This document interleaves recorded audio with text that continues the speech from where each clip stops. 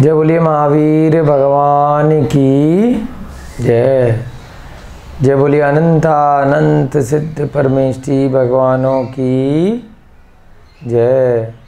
जय बोलिए तत्वार्थ सूत्र प्रणेता आचार्य भगवान श्री उमा स्वामी जी महाराज की जय।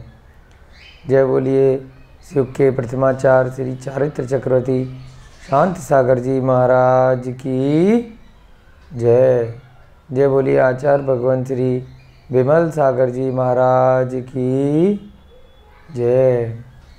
जय बोलिए आचार्य भगवान श्वेत पिछाचार्य श्री विद्यानंद जी महाराज की जय। सभी को जय जिनेन्द्र। हम सभी लोग तत्व सूत्र की 111 कक्षाएं अब तक संपन्न कर चुके हैं। आज हम आपके समक्ष यहाँ पर 112वें नंबर की कक्षा प्रारंभ करने जा रहे हैं।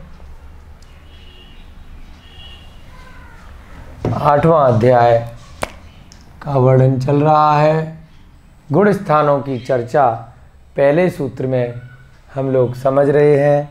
आत्मा के भावों में किस प्रकार से परिवर्तन होता है और जीव कैसे कैसे मोक्ष मार्ग पर धीरे धीरे पहले गुण स्थान से लेकर 14वें गुण स्थान पर आगे बढ़ता जाता है।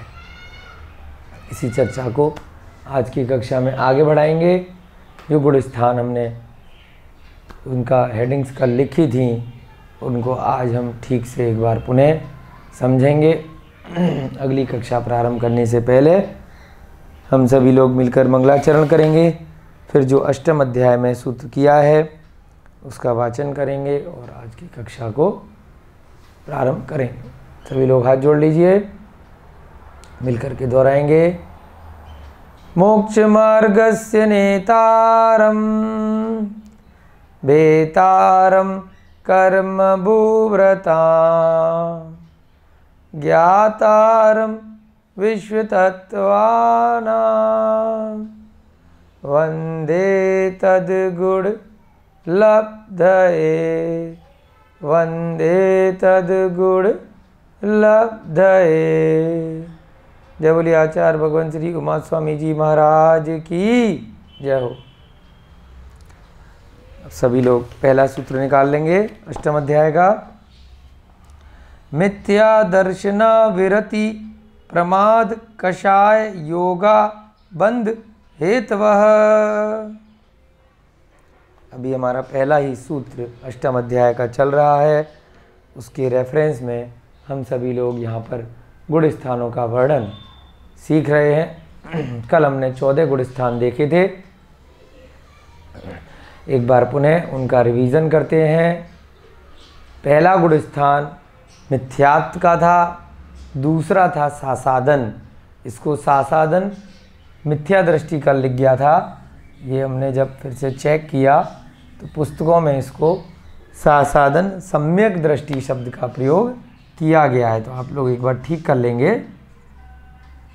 जो कल आपने नोट्स बनाए थे उसमें सासादन सम्यक दृष्टि शब्द का प्रयोग किया गया है। जब चौथे गुण स्थान में जीव पहुंच जाता है उसके बाद गिर करके वह जब वापस आता है तो उस जो आत्मा की अवस्था है उसका नाम खाली सासादन भी कई जगह लिखा मिलता है, सासादन सम्यक दृष्टि भी वह कहलाता है। पहला सूत्र जो मुख्य रूप से हमने किया था कि बंध के हेतु क्या होते हैं। अष्टम अध्याय में आत्मा में कर्मों का बंध किस प्रकार से होता है। जब बंध होगा तभी उसका फल आएगा, उसका उदय आएगा और उदय होने से पहले यदि उस कर्मों की निर्जरा कर ली जाएगी तो हमें मोक्ष हो जाएगा। तो ये पूरा की पूरे जो तत्वार सूत्र है 10 अध्याय में जो मोक्ष का मार्ग बताया गया है उसी को यहाँ पर समझाने के लिए 14 गुण स्थानों की चर्चा कल की कक्षा में हमने थोड़ी सी आपके समक्ष रखी थी। तो बंध के हेतु कौन कौन से बताए थे। मिथ्या दर्शन पहला हेतु है, अविरत दूसरा हेतु है यानी कि व्रतों को नहीं लेना, प्रमाद तीसरा हेतु है, कषाय चौथा हेतु है और योग यानी कि मन वचन काया के कारण से भी जो उनकी प्रवृत्ति होती है आत्मा में कर्मों का आश्रय होने के बाद वो कर्म आत्मा से आकर के चिपक जाते हैं, उसको बंध कहते हैं। बंध जाना, जो प्रत्येक जीव की आत्मा होती है उसके अंदर जो कर्म आकर के ठसाठस भर गए, एक एक करके वो कर्म अपना अपना योग्य समय आने पर अपने कर्म की प्रकृति के अनुसार जब जब फल देते हैं उसको कर्मों का उदय या विपाक कहा जाता है। ठीक है, कि जैसे मान लीजिए आयु कर्म का बंध किया, तो जब वह आयु बंध गई पहले, बाद में फल देगी तो उसे उदय या फल कहा जाएगा। ठीक है, और जैसे ही कर्मों का फल आता है, उदय आता है, तो पूर्व वाला जो कर्म बांधा था उसकी उस समय निर्जरा हो जाती है। आई बात समझ में? मान लीजिए पिछले जन्म में हमने 50 वर्ष की आयु का बंध किया अगले जन्म के लिए मनुष्य योनि में, तो जैसे ही अगला जन्म मिल गया तो अब उसका उदय आ गया, फल मिल गया। उदय आने पर अब उसका विपाक हो गया तो वो निर्जरा कहलाई। ठीक है, जैसे आपने बीज लगाया कोई पेड़ बनाने के लिए, जब उसका बीज बनने के बाद पेड़ बन गया, उसका फल आ गया, तो उसकी निर्जरा हो गई। अब वो जो कर्म पहले बांधा था वो अब समाप्त हो गया। अब नए नए समय पर क्या होता जाता है, प्रत्येक समय जीव नया नया कर्म बांधता रहता है, पिछला पिछला कर्म का उदय आता रहता है। इस दृष्टि से सृष्टि अनादिकाल से चलती रहती है। जीव के जब तक सारे संपूर्ण कर्मों का नाश नहीं हो जाता और नए कर्म आना बंद नहीं हो जाते, तब तक जीव को मोक्ष नहीं होता।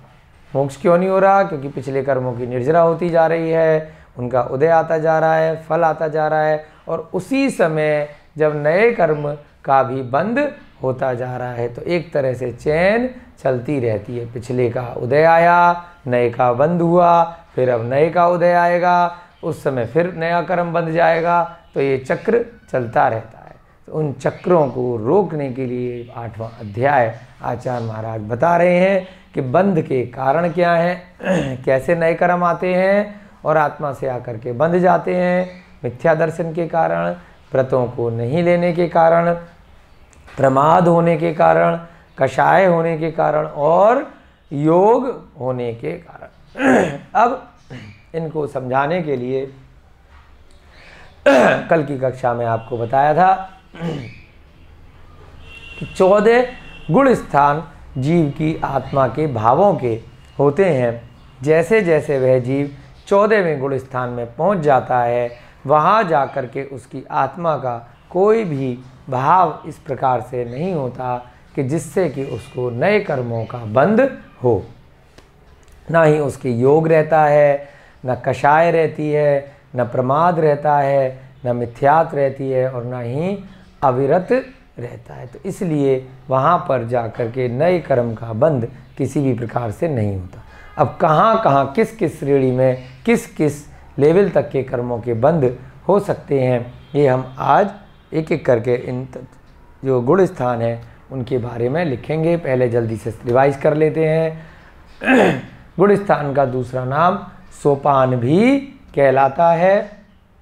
यह मोक्ष मार्ग की एक तरह से सीढ़ी होती है। जैसे सीढ़ी पे धीरे धीरे जीव ऊपर चढ़ता जाता है और एक एक मंजिल क्रॉस करता जाता है, वैसे ही ये जो गुण स्थान है ये आत्मा की उत्कृष्ट दशा की दृष्टि से एक एक सीढ़ी है।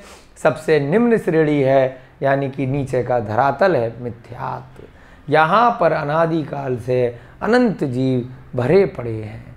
इस मिथ्यात्व में, यानी कि मिथ्या दर्शन में, भेद विज्ञान से रहित होकर के आत्मा और शरीर को एक मान करके जो एक इंद्रिय से लेकर के पंच इंद्रिय तक के असंख्यात जीव हैं, वह सब मिथ्या दर्शन में, मिथ्यात्व में ही पड़े हुए हैं।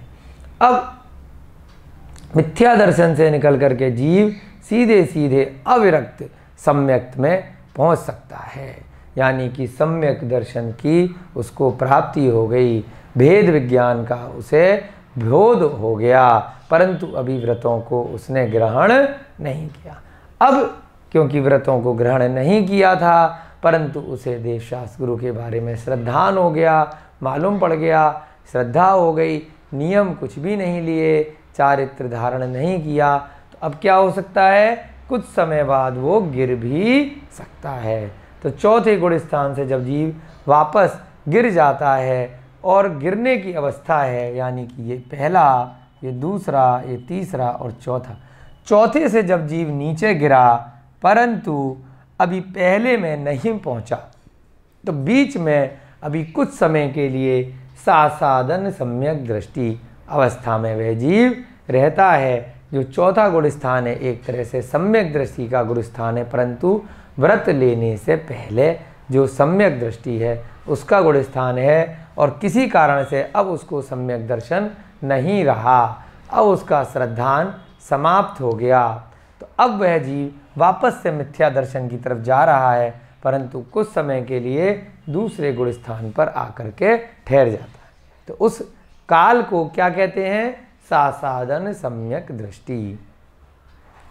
अब तीसरा गुण स्थान कौन सा होता है, ये मिश्रित अवस्था होती है। सम्यक दर्शन और मिश्रा दर्शन, मिथ्यात्व का मिला जुला रूप, एक धुंधली अवस्था, एक मटमैली अवस्था, एक गंदले पानी की तरह से कभी सम्यक दर्शन है, कभी मिथ्या दर्शन है, मिली जुली अवस्था है। जैसे छायोपशमिक भाव हमने भावों की चर्चा में पढ़ा था, ऐसे ही सम्यक दर्शन और मिथ्या दर्शन का मिला जुला रूप, न पूरी तरह से सम्यक दर्शन है, न पूरी तरह से मिथ्यात्व में गया है, तो उसको क्या बोलते हैं, तीसरी अवस्था, यानी कि मिश्र अवस्था। चौथी अवस्था भी आपने समझा कि व्रत नहीं लिए परंतु सम्यक दर्शन हो गया। पांचवी अवस्था कहलाती है जब सम्यक दर्शन के साथ में उसने व्रतों को ग्रहण कर लिया। अब पांचवी अवस्था से जितने भी गुण स्थान हैं वो सभी की सभी सम्यक दृष्टि के ही गुण स्थान है। यहाँ से एक बार सम्यक दर्शन हो गया और उसके बाद जीव धीरे धीरे व्रतों में अपने चारित्र को बढ़ाता जा रहा है और आगे आगे की गुण स्थानों में सीढ़ी दर सीढ़ी आगे बढ़ता जाता है। पांचवें गुण स्थान में संयम भी है और असंयम भी है, गृहस्थ श्रावक है, अणुव्रती है, एक देश चारित्र का उसने पालन करना प्रारंभ कर दिया है, अगारी है ना, आपने अगारी अनगारी पढ़े थे ना, तो अभी यहाँ पर गृहस्थ श्रावक है, अभी घर का पूरी तरह से उसने त्याग नहीं किया है, तो उसको क्या बोलते हैं, उस आत्मा की अवस्था को संयमा संयम, कुछ संयम है कुछ असंयम है। सराग संयम से यहाँ पर दिगंबर अवस्था, निर्ग्रंथ अवस्था प्रारंभ हो जाती है।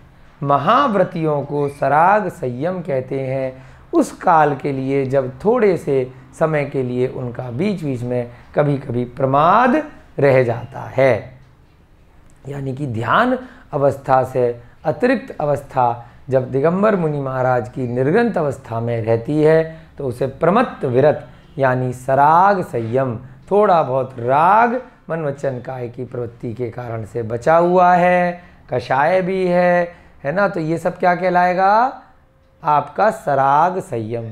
सातवें गुण स्थान में जब वह मुनि महाराज ध्यान मग्न अवस्था में हैं, जब वह कभी ऐसे विचार में व्यक्त हैं, जब बिल्कुल शुद्ध आत्मा का ध्यान कर रहे हैं और राग बिल्कुल भी नहीं है, तो क्या हो गया, वो उनका सातवें गुण स्थान में प्रविष्ट हो गए और प्रमाद हट जाता है।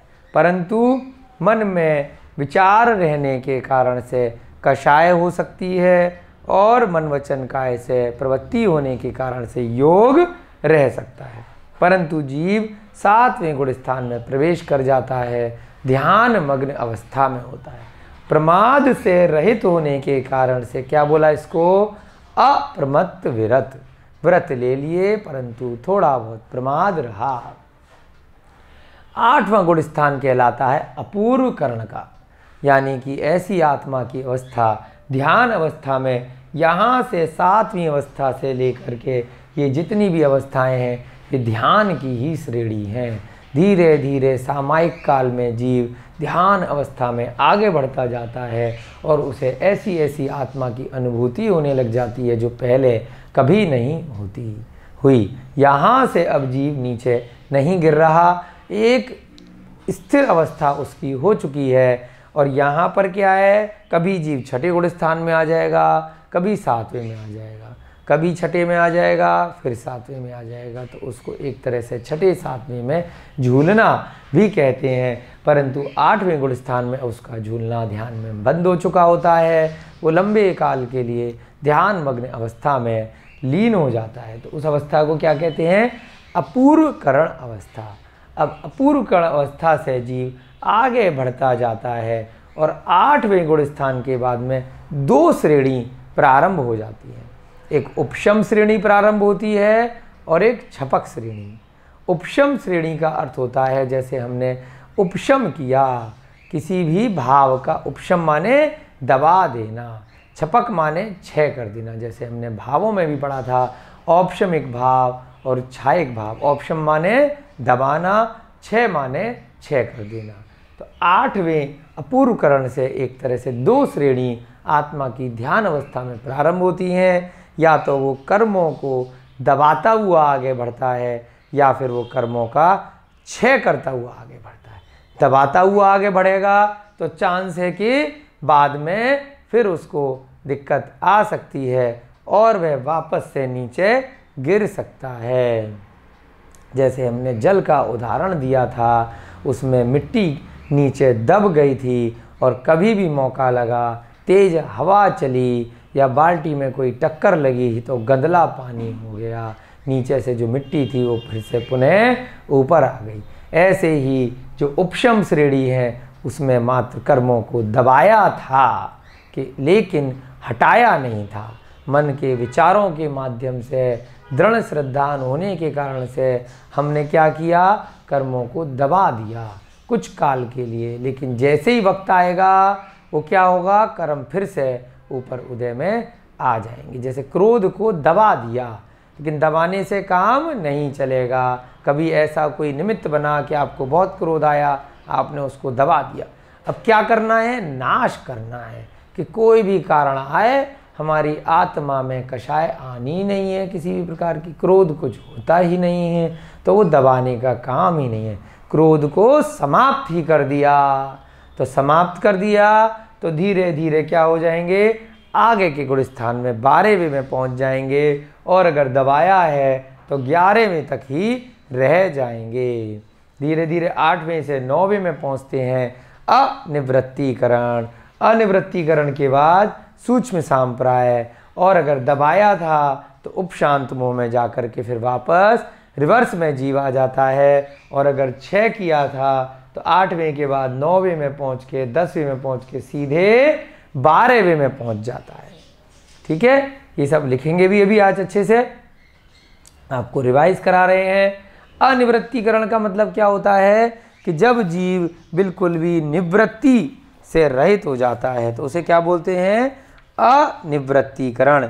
निवृत्ति न होने के कारण, यानी कि भावों में किसी भी प्रकार का भेद नहीं है, उसकी सूक्ष्म इच्छाएं, चारित्र मोह एकदम से नष्ट हो जाते हैं, तो उसे अनिवृत्तिकरण कहलाता है। इसमें एक समय में एक जैसे परिणाम होते हैं, बार बार परिणाम बदलते नहीं हैं, तो इसका नाम क्या दिया, अनिवृत्तिकरण। ये आगे आगे की ही भावों में श्रेणी है। उसके बाद अगला कौन सा है, सूक्ष्म सांप्राय। सूक्ष्म सांप्राय क्या होता है, इसमें कषाय एकदम से सूक्ष्म रह जाती है, लोभ आदि कषाय बिल्कुल समाप्त तो नहीं हुई हैं परंतु बिल्कुल नगण्य सूक्ष्म अवस्था में रह जाती हैं। तो इसलिए कषाय के सूक्ष्म होने के कारण इनको सूक्ष्म सांप्राय कहते हैं। परंतु यहाँ तक 10वें गुण स्थान तक कषाय रहती हैं, धीरे धीरे करके वह सूक्ष्म होती चली जा रही हैं। अभी कषाय पूरी तरह समूल नाश नहीं हुई हैं, इसलिए यहाँ क्या लिखा कि 7वें से 10वें गुण स्थान तक कषाय तथा योग आत्मा में कर्म के कारण होते हैं। यहाँ तक कषाय जीव के रहती है। उसके बाद 11वें गुण स्थान में क्या होता है, अब कषाय बिल्कुल खत्म हो गई। 11वें से 13वें गुण स्थान तक योग ही आत्मा में कर्म के कारण होते हैं। कषाय कहाँ तक हैं, मात्र यहाँ तक। अब धीरे धीरे जीव बढ़ता हुआ जो उपशम श्रेणी का था वो कहाँ पहुँच गया, उपशांत मोह, बिल्कुल मोहनीय कर्म उस जीव का शांत हो गया, परंतु अभी समाप्त नहीं हुआ है।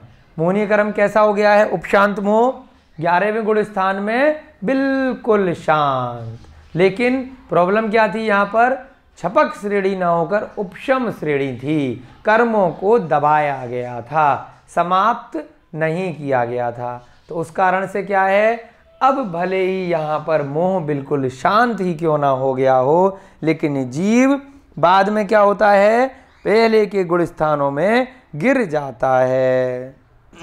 तो उस श्रेणी को क्या बोलते हैं, उपशांत मोह। इसे छद्मस्त अवस्था भी कहते हैं। इस अवस्था में कब पहुंचता है, जब उपशम श्रेणी से अपूर्वकरण से निकल के आया था।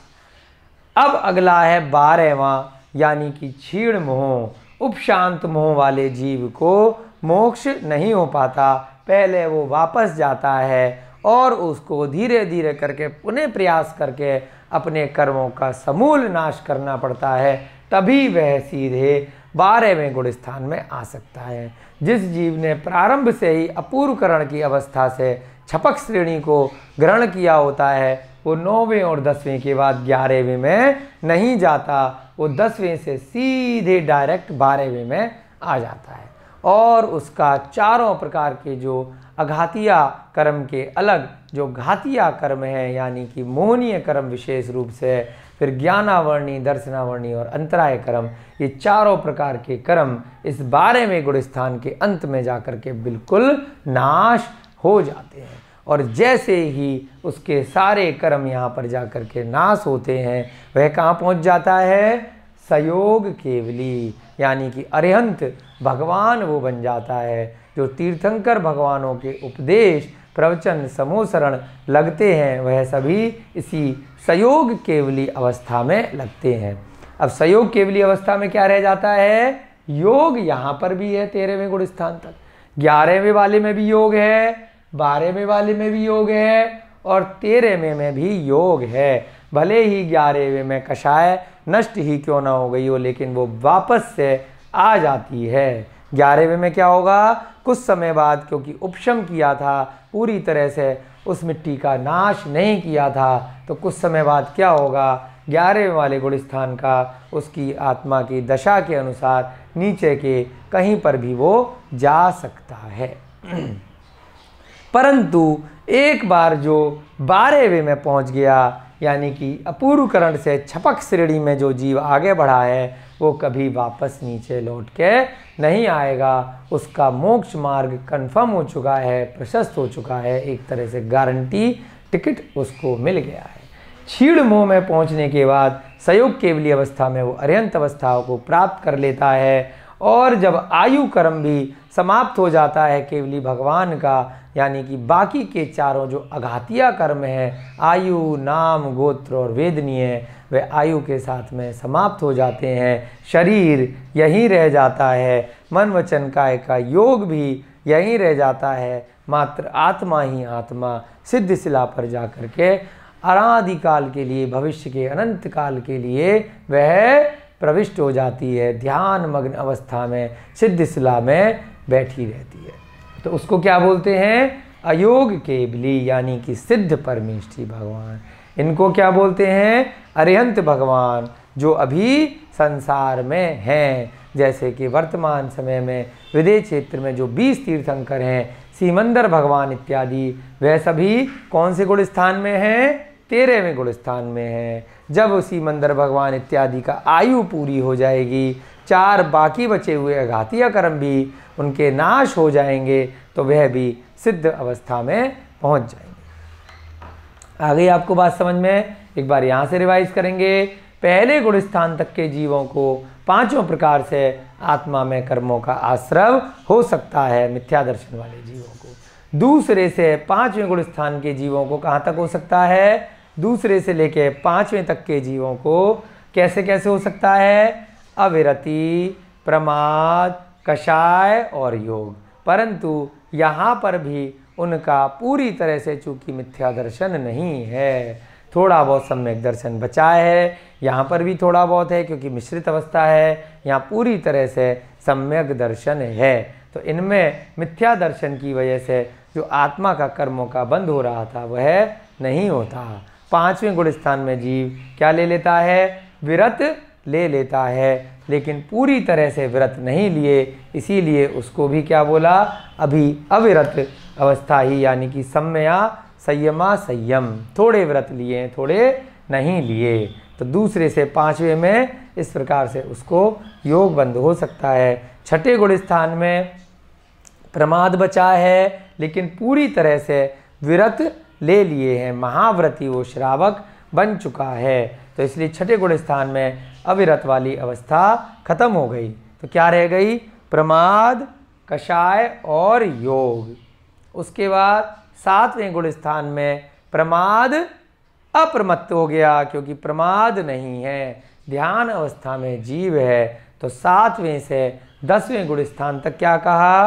कषाय और योग के कारण से आत्मा में कर्मों का बंध हो सकता है। और 11वें से लेके 13वें गुण स्थान तक यहाँ पर 10वें के बाद में कषाय भी पूरी तरह से समाप्त हो चुकी है, मात्र योग ही योग रह गया है मन वचन काया का। तो उसके कारण से आत्मा में कर्मों का बंध हो सकता है। यहाँ पर जाकर के योग भी समाप्त हो जाता है। तो 14वें गुण स्थान में कर्म बंध ही नहीं होते, किसी प्रकार का कोई भी ना कर्मों का आश्रव होता है और ना ही बंध होता है। चलिए अब यहाँ से मिटा देते हैं आपको। जो आपने यहाँ पर 14 गुण स्थान अभी समझे, उनके नाम लिखे, जिससे कि आपके अच्छे से नोट्स बन जाएं, उनको आपको आज की कक्षा में लिखवा देते हैं। पहले अध्याय से ही गुण स्थान का वर्णन कई बार आया है, आपको प्रारंभ में बताया था। जब सही योग्य समय आएगा तब आपको गुण स्थानों की चर्चा ठीक से कराएंगे, क्योंकि तत्वार सूत्र में आचार्य महाराज ने यहाँ पर 14 गुण स्थान को बताने के लिए इस प्रकार से अलग से कोई सूत्र नहीं बनाया है, परंतु गुण स्थानों के नामों का वर्णन बीच बीच में कई बार कई सूत्रों में किया गया है।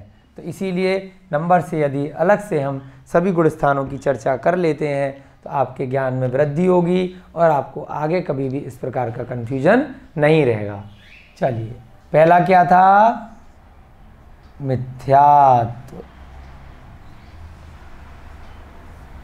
सब आप समझ चुके हैं। जो बातें आपको कल की कक्षा में और आज बताई थी, उसी को हम यहाँ पर एक एक करके एक्सप्लेन कर रहे हैं, लिख रहे हैं, जिससे कि अच्छे से आपके नोट्स बन जाएं।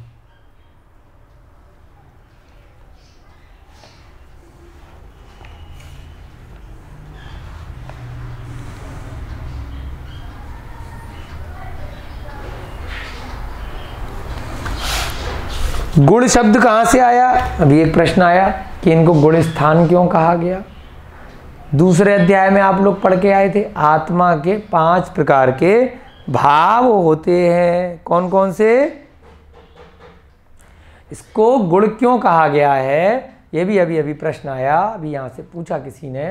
क्योंकि जो आत्मा के भाव होते हैं, जो हम दूसरे अध्याय में पढ़ के आए हैं, बहुत अच्छे से हमने समझे। औदिक भाव, औपशमिक भाव, छायिक भाव और छायोपशमिक भाव और पारिणामिक भाव, इन भावों को ही गुण कहते हैं। तो उन भावों का जो स्थान है, इसलिए इसको चाहे आप भाव स्थान कह लीजिए समझने की दृष्टि से, परंतु आचार्यों ने इसको गुण स्थान कहा गया है, क्योंकि आत्मा के जो भाव हैं उनको गुण कहा जाता है। गुण या स्वभाव, है ना।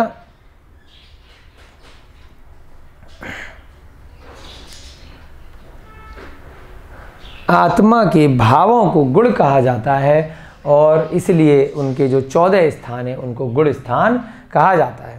पहला गुण स्थान क्या है आपका? मिथ्यात। अब मिथ्यात क्या होता है बताइए? अब तो अच्छे से आपने समझ लिया है।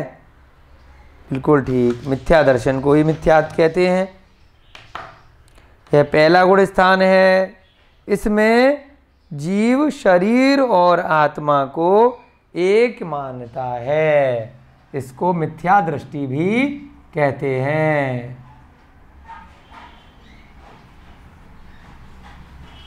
मिथ्या दृष्टि के जीव भेद विज्ञान से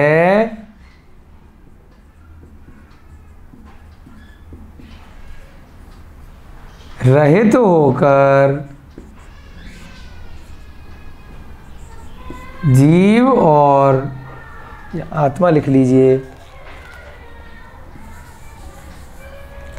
आत्मा और शरीर को एक मानते हैं।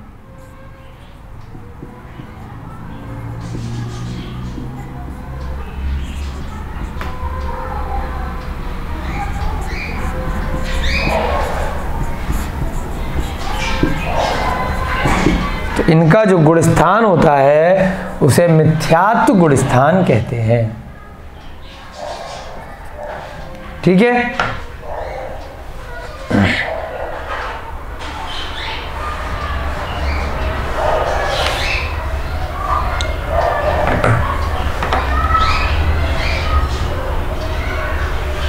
कुदेव कुशास्त्रों को मानता है यह जीव, यह सम्यक दर्शन से रहित होता है।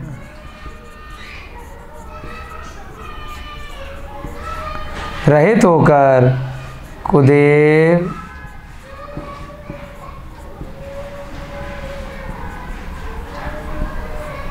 कुशास्त्रों को मानता है तथा वीतराग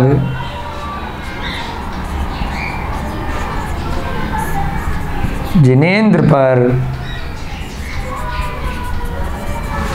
आस्था नहीं रखता। ये सब जीव कैसे कहलाते हैं? मिथ्यात्व वाले जीव ही कहलाते हैं। इसको बहिरात्मा भी कहते हैं। संसार के अधिकतर जीव इसी अवस्था में ही होते हैं, चाहे एक इंद्रिय इत्यादि वाले जीव हों, वो तो कर्मों के वशीभूत पूर्व जन्मों से वो मिथ्या दर्शन में ही पड़े हुए हैं।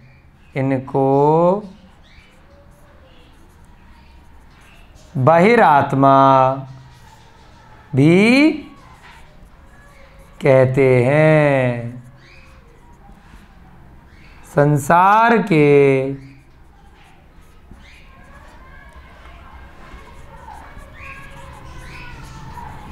अधिकांशतः जीव पहले गुण स्थान में ही होते हैं।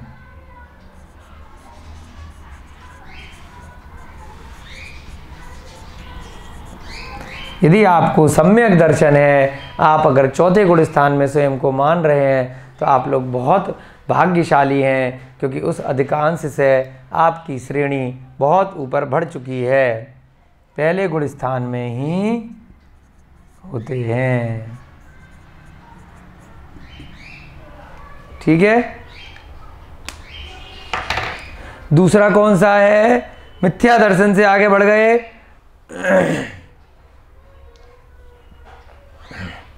दूसरा गुण स्थान होता है जब चौथे से जीव नीचे गिरता है, परंतु अभी पूरी तरह से मिथ्या दर्शन में नहीं पहुंचा। तो वह कौन सी गुण स्थान में गिर के पहुंच जाएगा? दूसरे गुण स्थान में पहुंचेगा। तो उसे क्या कहते हैं? सासादन या सासादन सम्यक दृष्टि।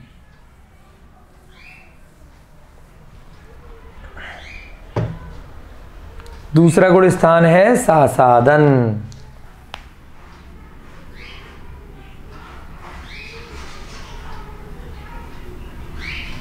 सम्यक दृष्टि।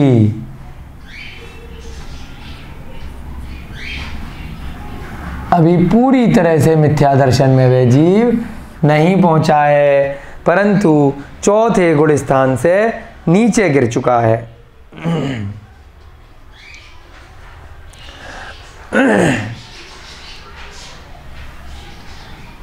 चौथे गुण स्थान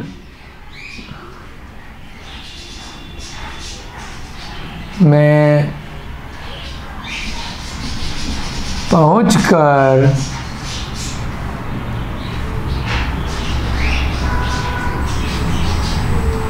सम्यक दर्शन होने के बाद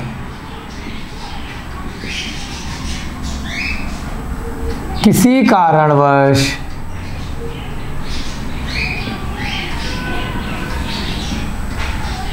जब जीव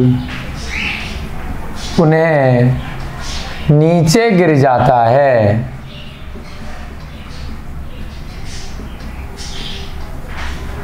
परंतु अभी पूरी तरह से मिथ्या दर्शन में यानी कि पहले गुण स्थान में नहीं पहुंचा, परंतु जब तक वह पूर्णतः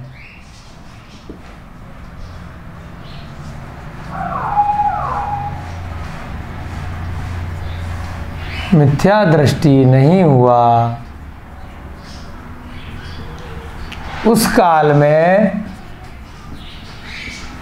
उस काल के लिए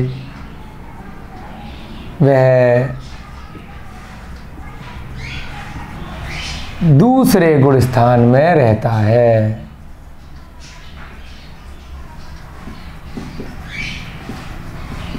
अभी सम्यक दर्शन से नीचे गिरा है, परंतु संपूर्ण रूप से उसको अभी मिथ्या दर्शन एकदम से नहीं हुआ।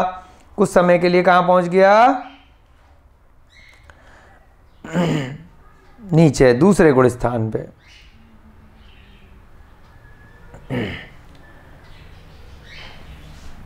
कुछ काल बाद नियम से वह पहले गुण स्थान में पहुंच जाता है। अभी वो लुढ़क लुढ़क के नीचे आ रहा है, यहाँ तक थोड़े समय के लिए पहुंचा और वापस से वो पहले गुण स्थान में अवश्य पहुंचेगा, है ना। जैसे ऊपर से कोई जीव गिर रहा है तो मंजिल मंजिल नीचे गिर रहा है, तो बीच में भी कुछ समय वह रहेगा। कुछ काल बाद नियम से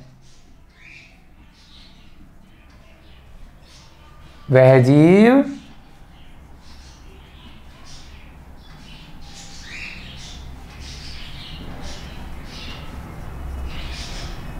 मिथ्या दर्शन अर्थात पहले गुण स्थान में पहुंच जाता है।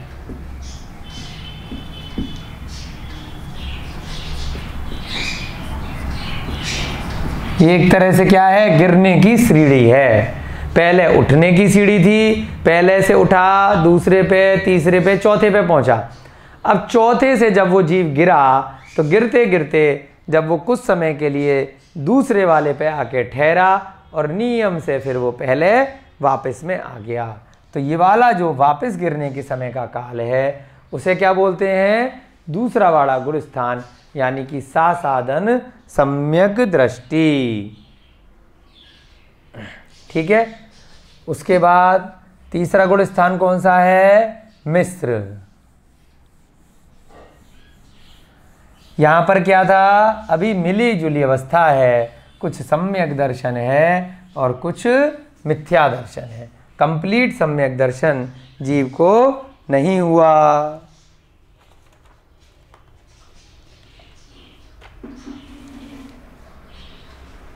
मिश्र का मतलब है सम्यक दर्शन और मिथ्यात्व की मिली जुली अवस्था। यह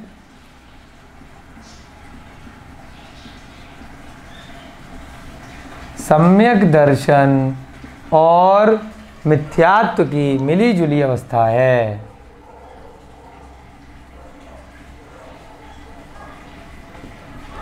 यह मिश्रित अवस्था है, मिली जुली अवस्था है। थोड़ा सम्यक दर्शन है और थोड़ा मिथ्या दर्शन है। मिले हुए परिणामों को क्या कहते हैं? दुविधा वाली स्थिति रहती है। न तो पूरा सम्यक दर्शन है, न पूरा मिथ्यात्व है। यहां से जीव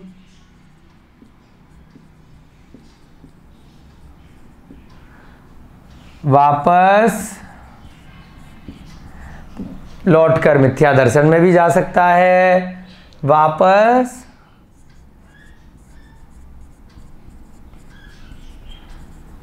दूसरे से होते हुए पहले गुण स्थान में भी पहुंच सकता है,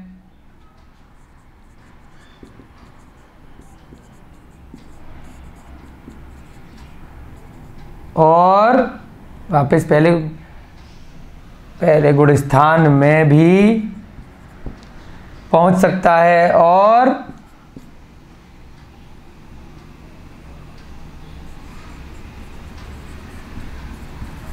चौथे गुण स्थान में भी यदि उसका सम्यक दर्शन पक्का हो गया तो आगे बढ़ जाएगा, में भी जा सकता है। तो इसको क्या बोलते हैं? मिश्र अवस्था। यहाँ से तीसरे से आगे बढ़ के चौथे पे भी जा सकता है, और तीसरे से वापस लौट के दूसरे में और फिर पहले पे भी रिवर्स डायरेक्शन में आ सकता है। उसके आत्मा के आगे के परिणाम कैसे होते हैं ये इस बात पर निर्भर करता है। चौथा कौन सा है? अविरत सम्यक्त, यानी कि अभी पूरी तरह से महाव्रती नहीं हुए, परंतु क्या किया? सम्यक दर्शन ले लिया, और ना ही अभी गुणव्रत लिए हैं किसी भी प्रकार के। तो उस अवस्था को क्या बोलते हैं? अविरत सम्यक्त।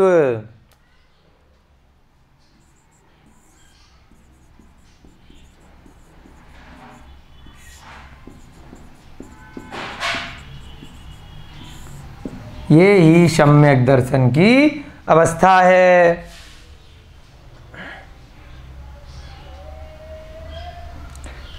इसको असंयत सम्यक दृष्टि भी इसका दूसरा नाम आया है। इसका दूसरा नाम क्या आया है? असंयत सम्यक दृष्टि, यानी कि अभी संयम का चारित्र का ग्रहण नहीं किया है, परंतु सम्यक दर्शन हो गया है जीव को, है ना? भेद विज्ञान हो गया है, दृढ़ आस्था है, भेद विज्ञान है, संयम का धारण नहीं किया। जिनेंद्र भगवान जिनेंद्र द्वारा कहे गए मार्ग पर दृढ़ श्रद्धान होना सम्यक दर्शन कहलाता है। ठीक है? इस अवस्था में सम्यक दर्शन तो है, परंतु व्रतों को ग्रहण नहीं किया है। इस अवस्था में जीव को सम्यक अर्थात भेद विज्ञान तो है, मोक्ष मार्ग के बारे में भी पता है कि यही सच्चा मार्ग है, इसी मार्ग से मोक्ष की प्राप्ति हो सकती है, परंतु व्रतों को ग्रहण नहीं किया। भेद विज्ञान तो है, परंतु संयम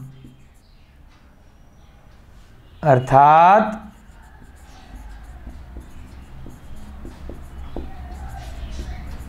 व्रतों को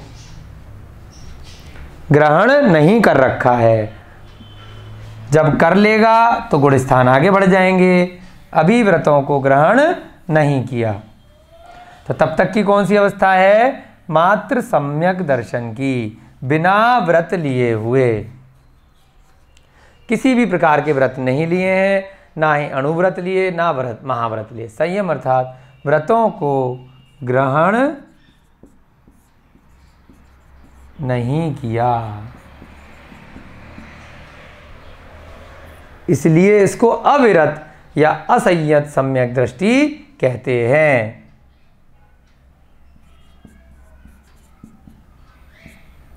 ठीक है, जिनेंद्र द्वारा कहे गए मार्ग पर श्रद्धान हो गया, सम्यक दर्शन है। इस अवस्था में क्या किया? सम्यक तो है, भेद विज्ञान तो है, मोक्ष मार्ग के बारे में पूरी जानकारी है, परंतु अभी उस पर बढ़े नहीं है, चारित्र को धारण नहीं किया है। तो इसलिए से क्या बोलते हैं? अविरत सम्यक्त्व। इसके बाद जीव आगे बढ़ता जाता है, तो कहाँ पर पहुँच जाता है? 5वें गुण स्थान पर। 5वां गुण स्थान कौन सा है? अब उसने व्रत ले लिए। संयता संयत, महाव्रत का छोटा रूप अणुव्रतों को धारण कर लिया, जो 7वें अध्याय में हम लोग बहुत अच्छे से पढ़ करके आए हैं।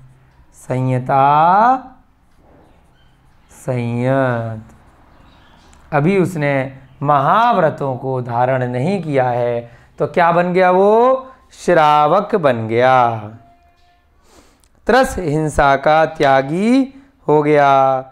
गृहस्थ व्रतों को संयता संयत कहते हैं। ठीक है, यानी कि संयम भी है और असंयम भी है। यहाँ जीव एक देश व्रत अर्थात अणुव्रतों को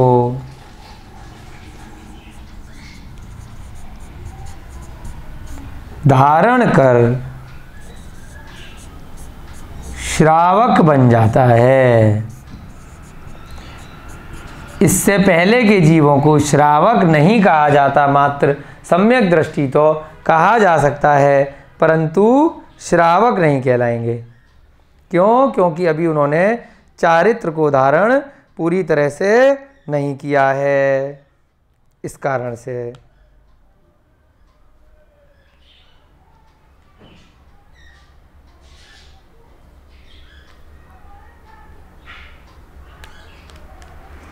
तो क्या कहलाते हैं ये? श्रावक बन जाते हैं।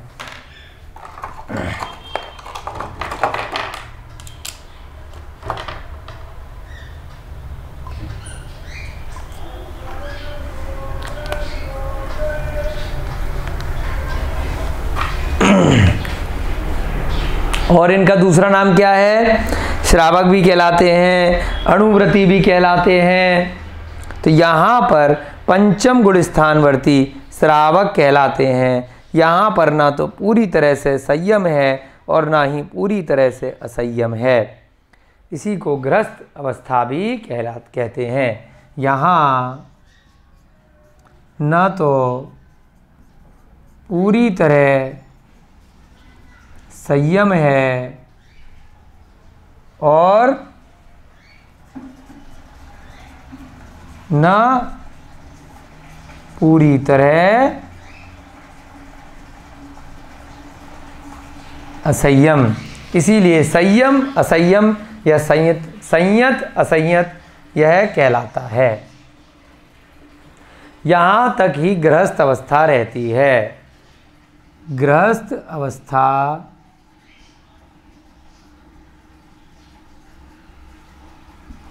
पांचवें गुण स्थान तक ही रहती है।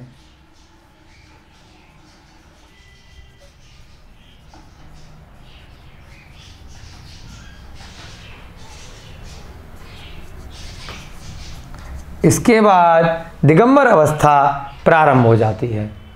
कौन सी? निर्ग्रंथ अवस्था, यानी कि छठे गुण स्थान में जीव कहाँ पहुँच जाता है? अब वह घर का त्याग कर देता है और दिगंबर मुनि महाराज वो बन जाता है।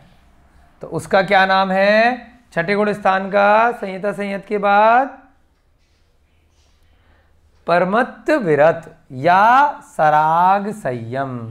अब पूरी तरह से संयम का धारण कर लिया, परंतु अभी मुनि महाराज बने हैं, लेकिन अभी ध्यान में उस काल में नहीं है। तो कौन सी अवस्था कहलाएगी? छठी वाली प्रमत्त विरत। विरत माने महाव्रत ले लिया। यहाँ पे विरत का क्या तात्पर्य है? कि महाव्रत को धारण कर लिया परंतु प्रमाद बचा हुआ है। तो इसका दूसरा नाम क्या है? सराग संयम, राग सहित संयम। प्रमाद के साथ महाव्रतों को धारण कर लेना। महाव्रतों को धारण कर जब जब गृहस्थ का त्याग कर निर्ग्रंथ अवस्था को प्राप्त कर लेता है।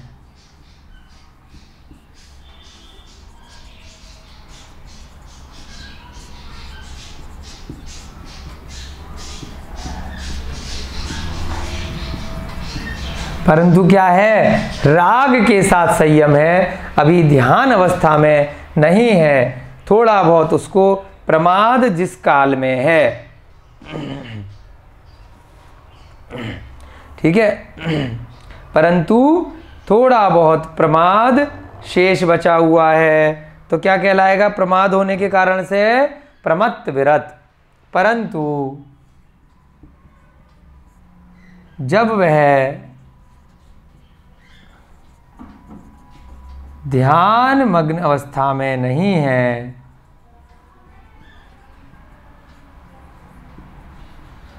उस काल में क्या है? प्रमाद बचा हुआ है, थोड़ा लेश मात्र का उनका कंसंट्रेशन, एकाग्रचित अवस्था नहीं है, तो उस काल में राग के साथ संयम कहलाता है। नहीं है उस काल में लेश मात्र प्रमाद होने के कारण, लेश माने थोड़ा बहुत होने के कारण, उसे क्या बोलते हैं? प्रमाद के साथ विरत, यानी कि महाव्रती। प्रमाद के साथ व्रती अर्थात प्रमत्त विरत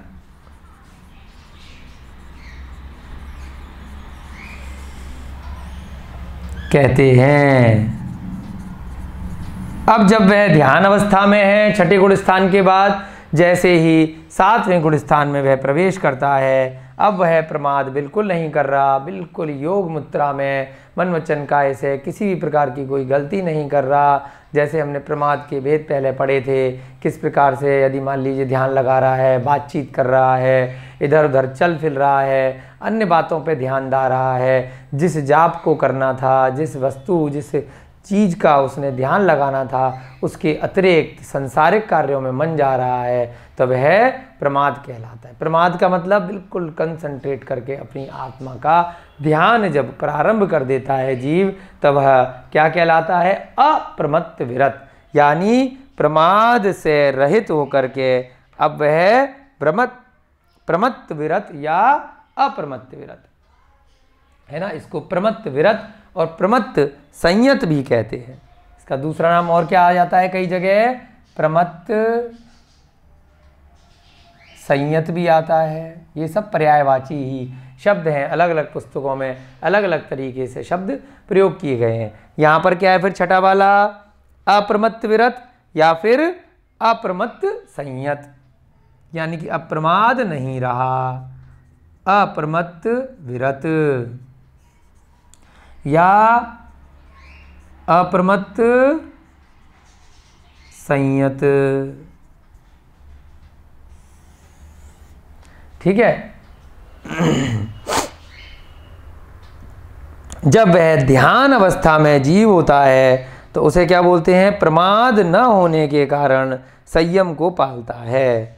ध्यान में मग्न मुनियों को,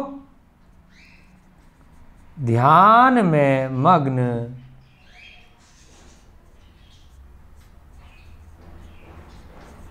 मुनि प्रमाद से रहित होता है किसी भी प्रकार के, तो इसलिए उसे क्या बोलते हैं, अप्रमत्त विरत।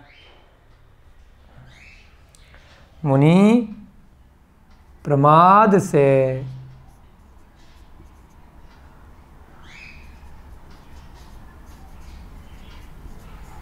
रहित होता है। ठीक है। तो इस छठे और सातवें गुण स्थान में मुनि कभी प्रवेश कर जाता है। छठे और सातवें गुण स्थान में अलग अलग समय पर जीव आता जाता रहता है। जीव छठे और सातवें गुण स्थान पर, छठवें और सातवें गुण स्थान में जीव आता जाता रहता है। उसके भाव जो होते हैं, इसको झूलना भी कहते हैं। कभी जीव के भाव छठे गुण स्थान के हो जाते हैं, कभी जब वो ध्यान लगा रहा है प्रमाद से रहित हो गया तो सातवें गुण स्थान में उसके भाव चले गए। फिर कभी वह ध्यान अवस्था से हट गया तो उसके कभी भी थोड़ा बहुत राग आ गया, मन में प्रमाद आ गया लेश मात्र, तो वो वापस से छठे गुण स्थान में आ जाता है। उसके बाद क्या बताया, आठवां अपूर्व करण।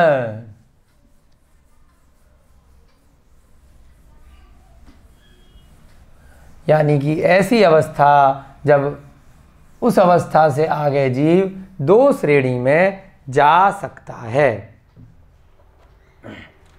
ठीक है। अपूर्वकरण का क्या मतलब होता है, यहाँ पर अब उसका वापस छठे सातवें का झूलना बंद हो जाता है, जो अभी वर्तमान में पंचम काल चल रहा है। तो ऐसा आचार्यों ने बताया है कि सातवें गुण स्थान से जीव आठवें पे इस काल में, अवसर्पणी काल में नहीं जा पाता। वर्तमान में जो ध्यान की अवस्था है वह उत्कृष्ट अवस्था सातवें गुण स्थान तक ही जीव प्रवेश कर सकता है। इसके आगे की जो अवस्था है वह मोक्ष मार्ग को और प्रशस्त करती है। वर्तमान में क्षेत्र काल भाव से योग्य न होने के कारण से आठवें गुण स्थान में जीव प्रवेश, अभी जिस स्थान पे हम रह रहे हैं भरत क्षेत्र के आर्यखंड में अवसर्पणी काल चल रहा है, यहाँ पर मुश्किल है। ठीक है। तो क्या कह रहे हैं, आठवें गुण स्थान पर जीव कब पहुँचता है, अपूर्व करण, जब उसको नई नई अनुभूतियाँ होने लगती हैं। ऐसे आत्मा के परिणाम जो पहले नहीं हुए, प्रत्येक समय में अपूर्व परिणाम होने के कारण इसको अपूर्वकरण कहते हैं। आत्मा के ऐसे परिणाम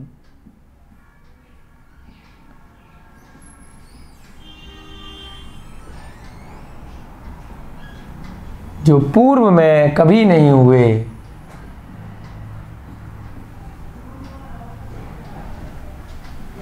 पहले अर्थात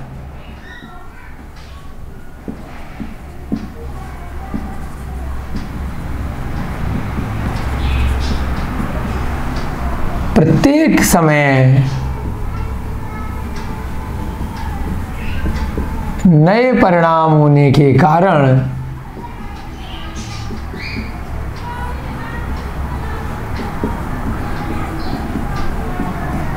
जीव की ध्यान मग्न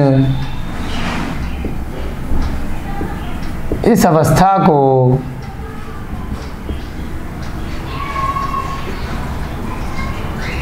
अपूर्व करण कहते हैं। ये सारी की सारी अवस्थाएं जो 7वें गुण स्थान से ऊपर ऊपर जाके 14वें तक पहुंच रही हैं, ये सारी ध्यान मग्न अवस्था में ही हैं। इस अवस्था को अपूर्व करण कहते हैं। अब यहां से जीव की 2 श्रेणी प्रारंभ हो जाती हैं। कैसे? एक श्रेणी तो प्रारंभ होती है आपकी उपशम श्रेणी, और दूसरी श्रेणी प्रारंभ होती है आपकी छपक श्रेणी।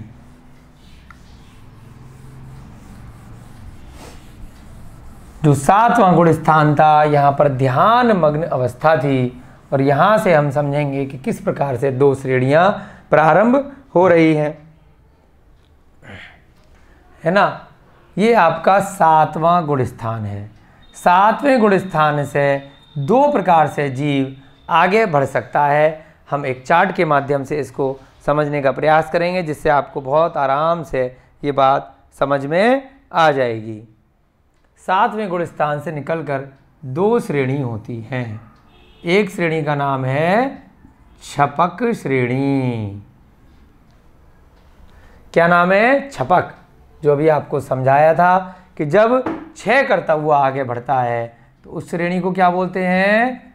छपक श्रेणी। और दूसरी श्रेणी कौन सी है? दूसरी श्रेणी है आपकी, इस प्रकार से उसको बना सकते हैं। दूसरी श्रेणी कौन सी है बताइए? उपशम श्रेणी। बिल्कुल ठीक, अभी आपको समझाया था। यानी कि जब वह कर्मों को दबाता हुआ आगे बढ़ रहा है, 8वें नंबर पे पहुंचा, क्या नाम है उसका? अपूर्व करण। उसके बाद 9वें पे पहुंचा, फिर 10वें पे पहुंचा, फिर यहाँ पर 11वें पे जाकर पहुंच गया। ठीक है। और यहाँ पर क्या है? छपक श्रेणी में यहाँ पर वह सीधे कहाँ पहुंच गया? 8वें पे पहुंचा। एक श्रेणी ये है छपक। ये भी इसी प्रकार से बना सकते हैं।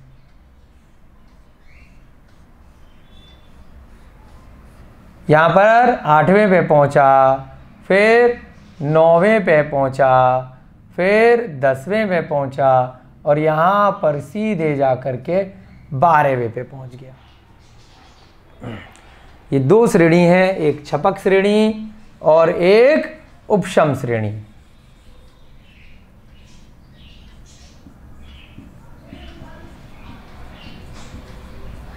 दोनों ही श्रेणियों में 7वें के बाद से 8वें पे जा सकता है। यानी कि यहाँ पर जीव ने कर्मों को दबाया है, यहाँ पर 6 किया है। तो यहाँ ध्यान देना है आपको कि 10वें के बाद में यहाँ पर तो 11 आ रहा है, और यहाँ 10 के बाद जो गिनती है यहाँ सीधे 12 आ रहा है। यहाँ पर 11 नहीं आएगा। 10वें के बाद सीधे जीव जंप करके 12वें गुण स्थान में पहुँच जाएगा, और यहाँ पर 10वें गुण स्थान से कहाँ जाएगा? 11वें गुण स्थान में आएगा। और जब 11वें में पहुँच जाएगा तो इसके बाद यहाँ से वो वापस नीचे जा सकता है। इससे नियम से क्या होगा? वो अवश्य बाद में नीचे जाएगा। परंतु यहाँ से क्या होगा? 12वें गुण स्थान से जीव बढ़ता बढ़ता ऊपर 13वें गुण स्थान में पहुँचेगा, और अंत में वह 14वें गुण स्थान में, यानी कि मोक्ष की अवस्था को वह जीव प्राप्त कर लेगा। जिस जीव ने उपशम श्रेणी को ग्रहण किया है 7वें गुण स्थान के बाद, यानी कर्मों को उसने दबाया है, खत्म नहीं किया, तो जब भी योग्य काल आएगा तो कभी ना कभी उन कर्मों को उदय आ जाएगा, धुंधले पानी की तरह से, और फिर वापस से वह जीव नीचे ध्यान मग्न अवस्था में वापस से पुनः नीचे की सीढ़ियों में गिर जाता है। यहाँ से जीव सीधे बस आगे बढ़ता है, यहाँ तक आगे बढ़ा, फिर यहाँ वापस लौट गया और यहाँ पर सिर्फ और सिर्फ आगे बढ़ता चला गया। तो ये चीज़ आपको यहाँ चार्ट के माध्यम से समझ में आ गई होगी। अपूर्वकरण आपको समझ में आ गया कि यह जीव भले ही जो उपशम श्रेणी में है वह भी धीरे धीरे ध्यान मग्न अवस्था में ऐसे ऐसे भाव करने लगेगा जो पहले कभी नहीं हुए हैं। ऐसे ही चाहे वह छपक श्रेणी में है, क्षय करता हुआ चला है, वो भी 8वें गुण स्थान में पहुंचेगा और अपूर्वकरण वाले भाव करेगा जो पहले उसको नहीं हुए हैं, उसको बहुत ही आनंद के क्षण वहाँ ध्यान मग्न अवस्था में प्राप्त होते रहेंगे। ठीक है, अब 9वां गुण स्थान आगे बढ़ते हैं। अपूर्वकरण दोनों को होगा, चाहे उपशम श्रेणी में जीव जा रहा है और चाहे छपक श्रेणी में जीव जा रहा है। यहाँ पे आप लिख सकते हैं कि उपशम श्रेणी का मतलब होता है जब जीव कर्मों को दबाता हुआ चढ़ता है। श्रेणी यानी कि मार्ग। उपशम श्रेणी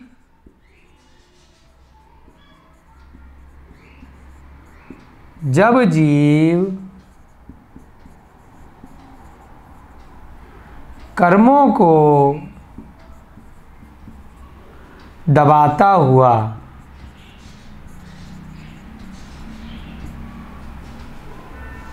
गुण स्थानों में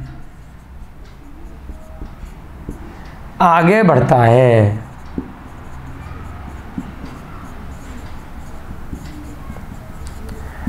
छपक श्रेणी जब जीव क्या कर रहा है, कर्मों का नाश करता हुआ यानी कि क्षय करता हुआ आगे बढ़ता है।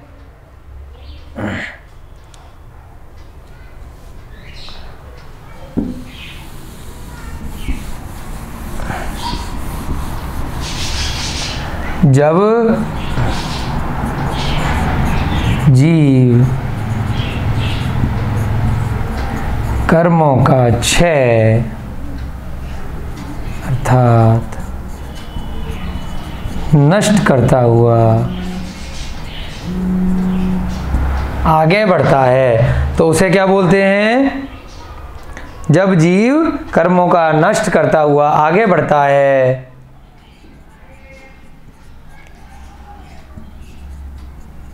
तो वह क्या कहलाता है?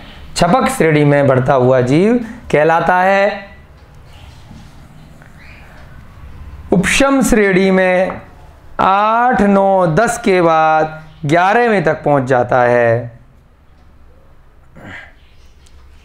ठीक है, उपशम श्रेणी में जीव 8, 9, 10 गुण स्थान के बाद 11वें गुण स्थान तक पहुंचता है।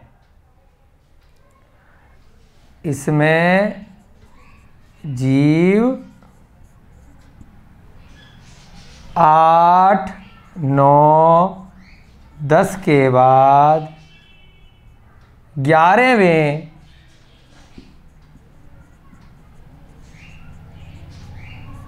गुण स्थान तक पहुंचकर वापस नीचे गिर जाता है। और यहाँ पर क्या होता है? इसमें जीव 8, 9, 10वें गुण स्थान के बाद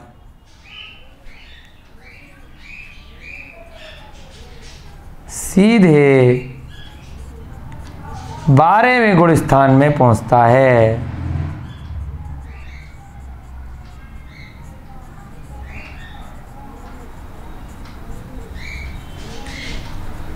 और नीचे नहीं गिरता।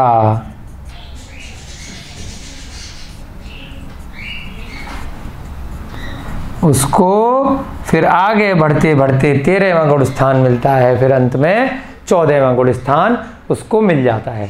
तो इस प्रकार से 2 श्रेणियां या 7वें गुण स्थान के बाद जीव के प्रारंभ हो जाती हैं। उसके बाद क्या है? अनिवृत्तीकरण। 9वां गुण स्थान कौन सा है? अनिवृत्तीकरण। यहां पर भी दोनों तरह से जीव जाएगा। 7वें से जो उपसम श्रेणी में जा रहा है वो भी पहुंचेगा, जो छपक श्रेणी में जा रहा है वो भी पहुंचेगा। निवृत्ति न होने के कारण इसको क्या कहलाते हैं? अनिवृत्तीकरण। निवृत्ति न होने के कारण यानी कि भेद न होने के कारण सूक्ष्म इच्छाएं, चारित्र मोह नष्ट हो गया। यानी कि कषाय यहाँ पर क्या हो गई कि जो प्रमाद था, जो आपका 5वें गुण स्थान तक हमने देखा था और 6वें गुण स्थान तक भी, 7वें तक भी हमने क्या देखा था, अभी सूत्र में रह जाता है। तो यहाँ पर अभी 7वें से 10वें गुण स्थान तक कषाय और योग रह गए। ठीक है, तो क्या रह गया यहाँ पर? अनिवृत्तीकरण। यानी कि निवृत्ति न होने के कारण से सूक्ष्म इच्छाएं, चारित्र मोह के अंग नष्ट हो जाते हैं। भावों में निवृत्ति न होने के कारण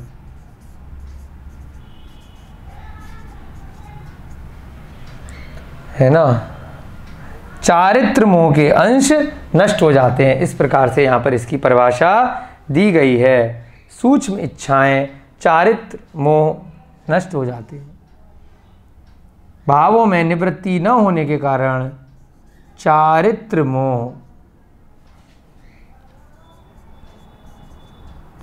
सूक्ष्म इच्छाएं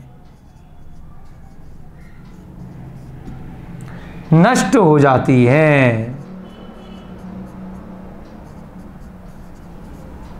इसलिए इसका नाम क्या दिया? अनिवृत्ति। निवृत्ति नहीं है। कब जाकर के? जब आप चाहे उपसम श्रेणी में बढ़े, चाहे आप छपक श्रेणी में बढ़े, अपूर्वकरण होने के बाद आत्मा की ध्यान की अवस्था और उत्कृष्ट होती चली गई और उस अवस्था का क्या नाम दिया? अनिवृत्तीकरण। अनिवृत्तीकरण को कुछ कुछ शास्त्रों में अनिवृत्ति बादर सांप्राय शब्द का भी प्रयोग किया गया है। अनिवृत्ति बादर सांप्राय, इसे अनिवृत्ति बादर सांप्राय भी कहते हैं।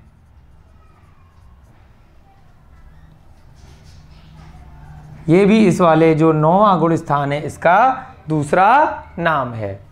चलिए 10वां गुण स्थान कौन सा है? 10वां गुण स्थान होता है सूक्ष्म सांप्राय। जब आपका बिल्कुल मोह सूक्ष्म रह गया तो उसे क्या बोलते हैं? सूक्ष्म सांप्राय। सूक्ष्म लोभ रह जाता है, कषाय बिल्कुल सूक्ष्म हो जाती है तो उसे बोलते हैं, कषाय को सूक्ष्म करने के कारण सूक्ष्म सांप्राय। अभी कषाय समाप्त नहीं हुई हैं, सूक्ष्म रह गई हैं। तो आपने यहाँ पर पहले भी देखा, जो हम पहला सूत्र पढ़ रहे हैं कि 10वें गुण स्थान तक जाते जाते कषाय सूक्ष्म रह जाती हैं लेकिन कुछ रहती हैं।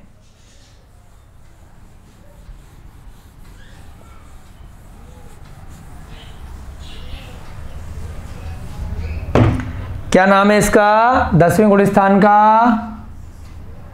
सूक्ष्म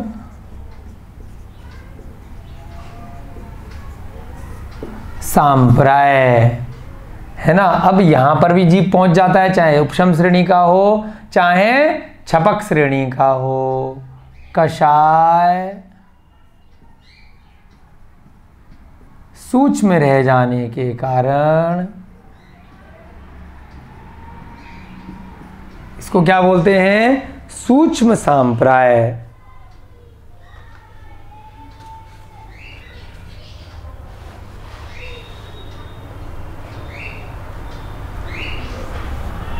इसे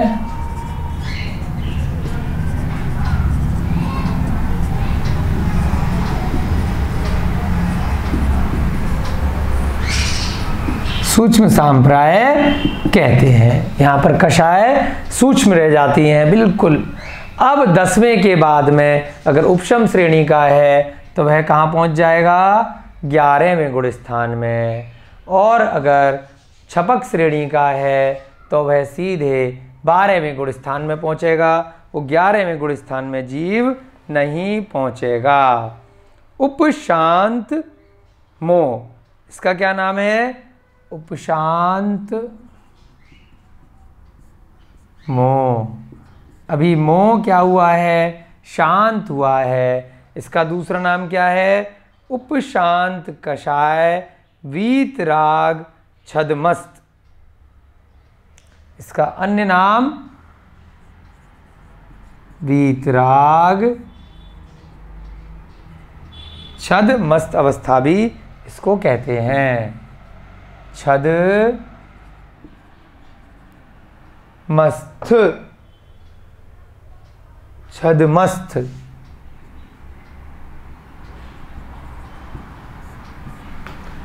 वीतराग छदमस्त अवस्था भी इसका दूसरा नाम है। जो उपशम श्रेणी में जीव आया था वह केवल 11वें गुण स्थान में यहां पर पहुंचता है ना। जो जीव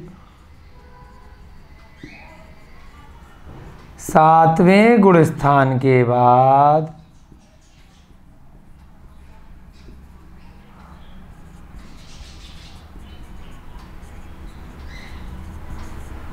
उपशम श्रेणी में आगे बढ़े थे वही 11वें गुण स्थान में पहुंचते हैं।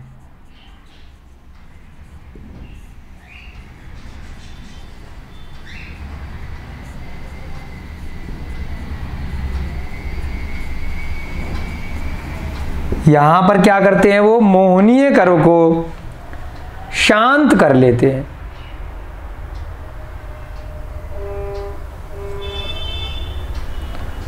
सूक्ष्म कषाय को दबा लेते हैं।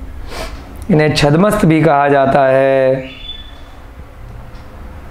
मोह को धीरे धीरे दबा देते हैं। इस गुण स्थान में जीव क्या करते हैं? मोह को धीरे धीरे दबा देते हैं, परंतु पूरी तरह से समाप्त नहीं कर पाते। इस गुण स्थान में जीव क्षय नहीं कर पाए अभी मोहनीय कर्म का। इस गुण स्थान में जीव मोह को धीरे धीरे दबा तो देते हैं परंतु समाप्त नहीं कर पाते। धीरे धीरे सर्वथा दबा तो देते हैं परंतु संपूर्ण रूप से क्षय नहीं कर पाते। इसलिए उनका क्या हो जाता है? 11वें गुण स्थान के बाद वापस लौट जाते हैं। ठीक है, इसलिए उनका क्या होगा? वापस नीचे गिर जाएंगे। इसलिए वे नियम से क्या होता है? उनका अवश्य पतन होता है 11वें गुण स्थान। इसलिए वे नियम से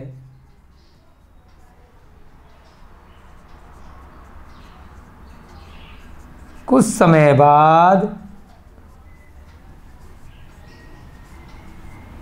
नीचे के गुण स्थानों में गिर जाते हैं।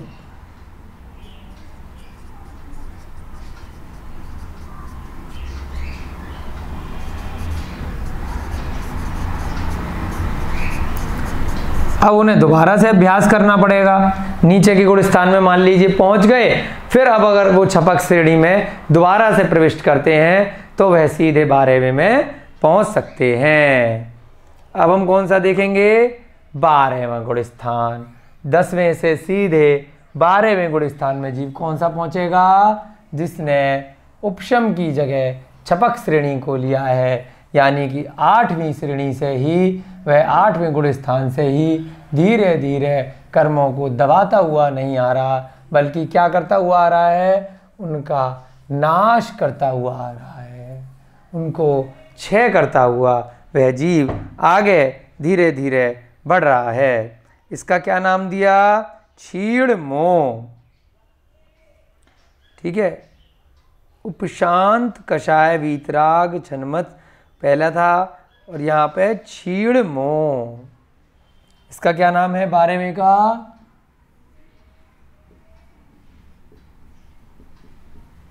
छपक श्रेणी में ये आती है, यानी कि यहाँ पर जीव पूरी तरह से क्या कर रहा है?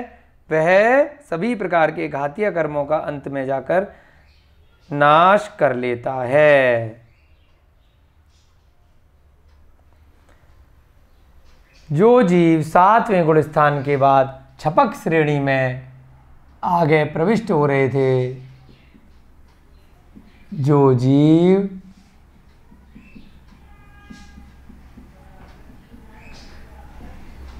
सातवें गुण स्थान के बाद छपक श्रेणी में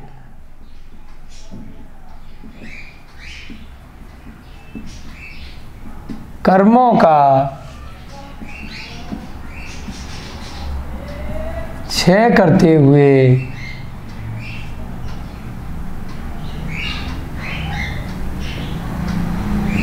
आगे के गुण स्थानों में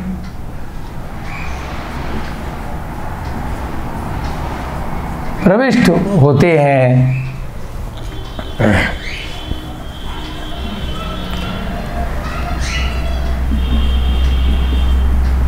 वे क्रमशः 8, 9, 10 वे गुण स्थान के बाद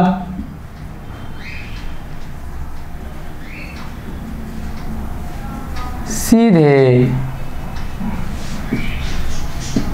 12वें गुण स्थान में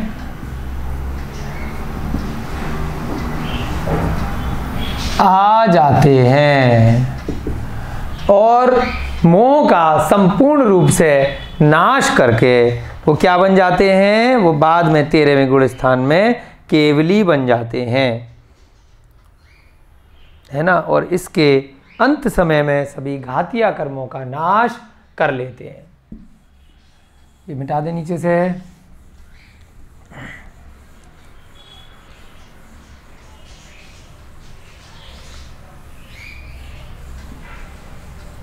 और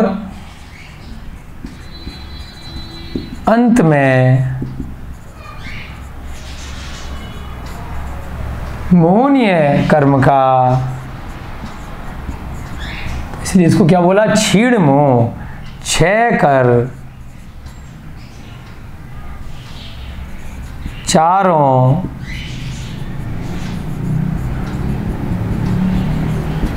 घातीय कर्म का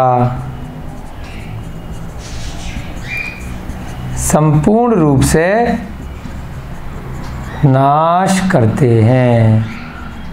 तो ये कौन सी अवस्था में? 12वें गुण स्थान में धीरे धीरे वह इन कर्मों का नाश करने लग जाते हैं और अंत में जैसे ही उनके सारे कर्मों का नाश हो जाता है, यानी कि सारे माने यहाँ पर 4 घातीय कर्मों का, और बाकी के कौन से रह गए आपके? कौन कौन से हैं? ज्ञानावर्णी, दर्शनावर्णी और अंतराय, है ना। संपूर्ण रूप से नाश करते हैं, यानी कि चारों कौन कौन से हैं? घातीय, मोहनीय, ज्ञानावरणी, दर्शनावरणी और अंतरा, इन चारों का नाश कर करके वह कहाँ पहुँच जाते हैं? क्षीणमोह 12वें गुण स्थान में प्रवेश कर जाते हैं। 13वें गुण स्थान कौन सा है? सयोग केवली। अब जैसे ही उन्होंने सारे कर्मों का नाश किया, वह अरिहंत अवस्था को प्राप्त कर लेते हैं। 4 घातिया कर्मों का नाश करने के बाद, है ना, अंत में मोहनीय कर्म का नाश किया है अभी यहां पर।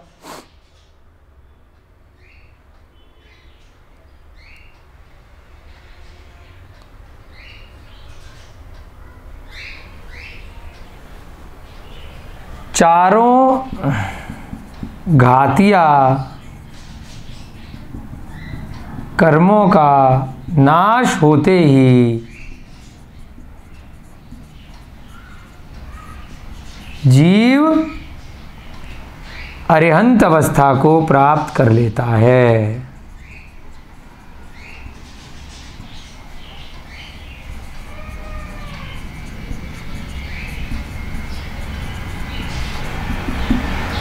ठीक है।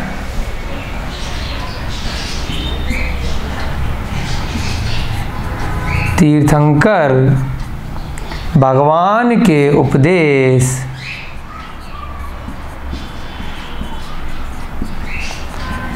इसी अवस्था में होते हैं। यहाँ पर अभी योग बचा हुआ है, इसलिए इसको सयोग केवली कहते हैं। मन वचन काय की प्रवृत्ति रहने के कारण क्या कहलाता है? सयोग केवली। केवल ज्ञान की यहाँ पर जीव को प्राप्ति हो जाती है। इस अवस्था में जीव को केवल ज्ञान की प्राप्ति हो जाती है, परंतु शरीर रहने के कारण से क्या कहलाता है? सयोग केवली अवस्था कहलाती है। इस अवस्था में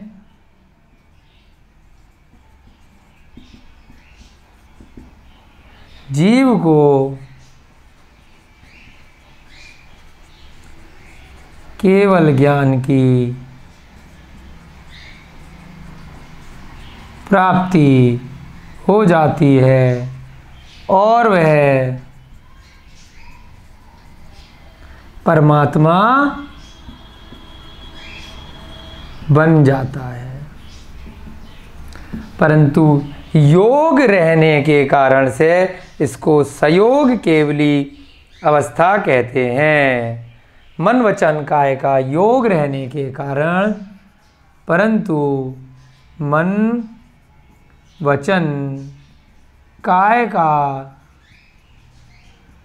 योग रहने के कारण इसे सयोग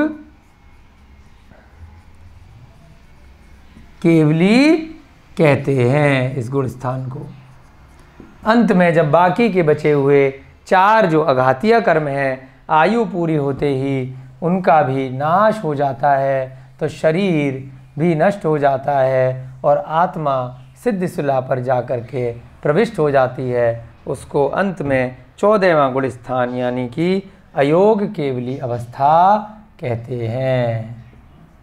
अयोग केवली। इस अवस्था में क्या होता है? शेष बचे हुए 4 अघातिया कर्म भी नाश हो जाने के बाद समस्त कर्म और शरीर का बंधन छूटकर जब जीव मोक्ष चला जाता है, शेष बचे हुए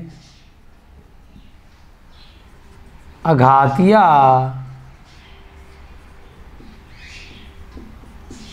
कर्मों का नाश हो जाने पर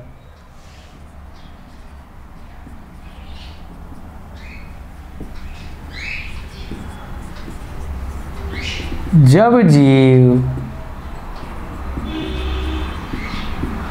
मोक्ष प्राप्त कर लेता है,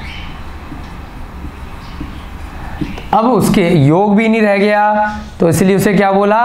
अयोग। अब यहाँ पर क्या होता है?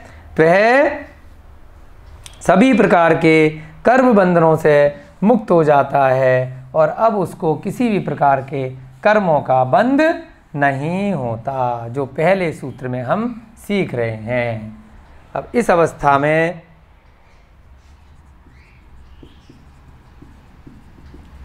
जीव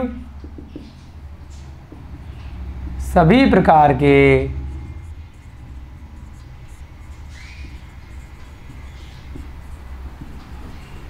कर्म बंधनों से मुक्त हो जाता है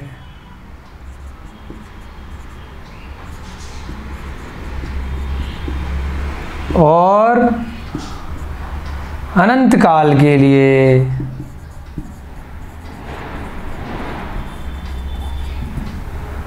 सिद्धिशिला में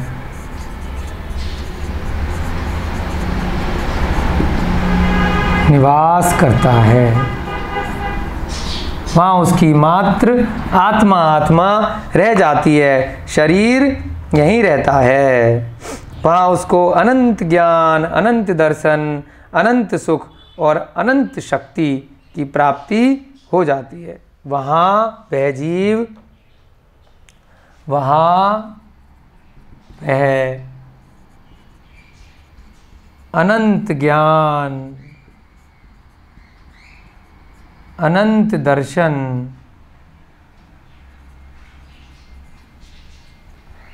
अनंत सुख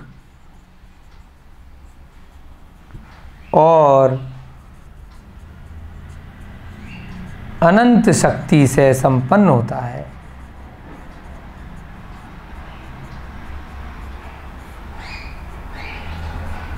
एक समय में वह पूरे संसार के प्रत्येक जीव की अनंत पर्यायों को जान लेता है।